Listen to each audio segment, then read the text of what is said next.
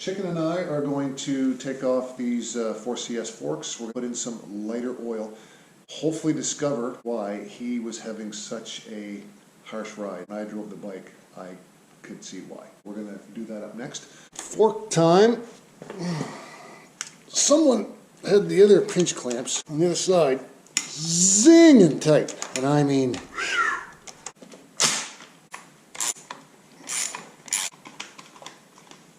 the brake.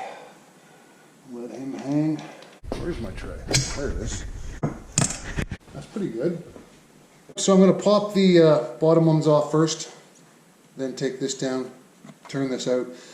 I'm going to adjust the clickers, take a count on where the clickers are at, and write them down, and then zero them out. So these are 10 mils. Ooh, man, oh man. I don't know about those. Yee, someone may tighten those a little too tight. I don't know. Hold on to your fork. Shouldn't fall out, but just in case. Okay, that should start just. Well, that's the first time I've ever had to beat forks out before. They were completely gnarled in there. That's all right. We just used a piece of wood. Gave her some taps on the top, and out you come. All right, and go grab the other one.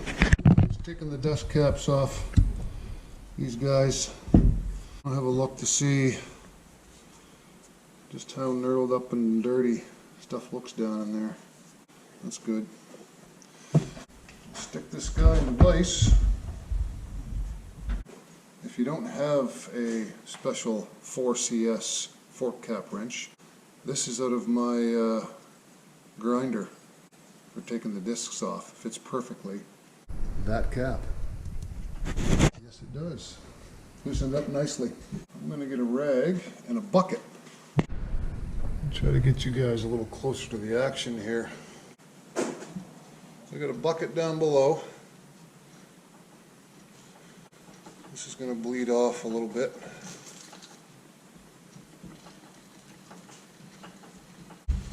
Just in time. Alright, so I'm going to pull that up. Whatever's left in here. Let him drain out of there. Okay, we'll be back. So the oil's pretty much drained out of the top.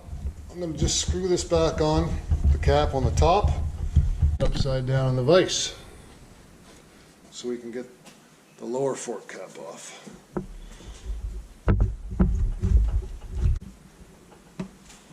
Grab the tool for that. Okay, so we got a 17 mil Allen, which fits perfectly in the bottom of here. That's the word I'm looking for. Good, it does. Okay, on to the next. Just letting all that drain right now into the bucket, and it's time for a coffee. We're not actually doing full rebuild. He doesn't want it done. We're just changing the oil. He said the bike was really stiff. When I drove it earlier, I don't know if you could hear me or not on the camera, but yeah, it was stiff. Dial back the compression on the top of the fork leg, 41 clicks, hard. I dialed it out 41 clicks, so that's probably why he was complaining it was a little stiff. And he's not a motocrosser. Yeah. Anyway, we're going to put some 5-weight oil in it and put him back together again. That should help a lot, and then redo his clickers for him, make him a little tad softer. Yeah. Make sure you're using clean rags. Lots of brake clean. So I'm going to take the spring off, 20 mil wrench in here on the lock nut. I'm going to spin the cap off. This special GnarlyChicken tool. That's tight. There we go.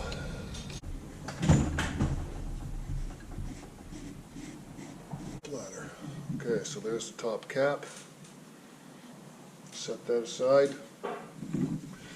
Now your rod's going to want to fall when you let the cap off. There. So there's your two spacers right there. Make sure when you're doing this, make sure you keep the orientation of the spacers. These are at the bottom. Sometimes there's one down here and one at the top, but these are both at the bottom. So I'm going to remove the spring. I'm going to remove my spacers. Try to find the rod that just fell.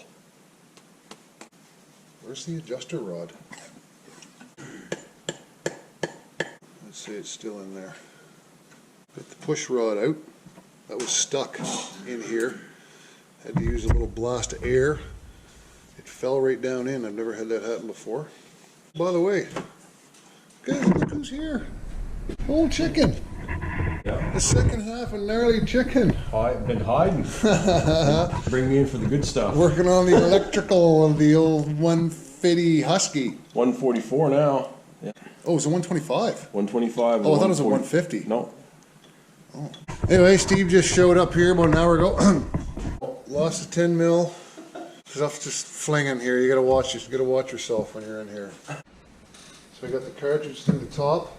I'm going to add 510 mils to the bottom. While I'm doing that, I'm going to pump the rod through the top to help eliminate air. Well, as you can see, the forks are back on. So we ran into a little technical difficulty. That's why I stopped recording, because there was just too much chaos going on with these forks on the bench. If you've ever been into fork oil, you'll know just how nasty that crap is. We had it everywhere because these forks would not bleed. Long story short, so you turn these upside down on the vise, you add oil into the bottom fork leg, and then through the top, with the cap off, as you're adding oil to the bottom, you purge the air, bleed it, whatever, with the cartridge in and out slowly. It purges the air out of the lower chambers. Components inside, the seals, were worn enough that they were allowing the oil to just bleed back right on down through the top cap when we had this turned upside down. And the oil was going everywhere. So anyway, we had to bleed them conventionally. It took longer, but they are done. Well, that's just twist straight off, no special tool needed, eh? No special tool needed, man. So 20 mil. 20 mil wrench in above the fork onto the lock nut. Hold it in place with your hip. Twist the top one off. Take off the cap. I've seen worse. Well, the last one was bad. Yeah. Would you? That's staying for. Look at this. Yeah. Jen over here just gave me some great advice on Instagram. Thanks, Jen, again. You're welcome. Now know how to tell people to check out the link to my bio off of Instagram. Steve's just hammering this down. Sounds like my stomach after a long night of drinking. Do any long nights of drinking, do you? I used to. Or sounds like my stomach just after a long night. Oil is in. Steve's putting the top cap back on, screwed in by hand, holding the nut. Now he's going to give that a twist and lock. It doesn't need to be tight, just snug it up. He's going to take that out, raise that out or two, back up again, and turn the top cap back into it. You have to do to bleed the air to that. So basically just cycling the damper rod up and down through the stroke, and you'll hear the air bubbles coming out. And once it stops cavitating, you know you've got it. So. Right. So you turn the adjusters all the way zeroed. Yeah. And now he's going to turn them all the way hard and test the different feel from hard and soft. Yeah, you can only expect so much from these forks. Yeah. Well, they're forks. That's it. Hello, Papa and Mrs. Papa Loompa.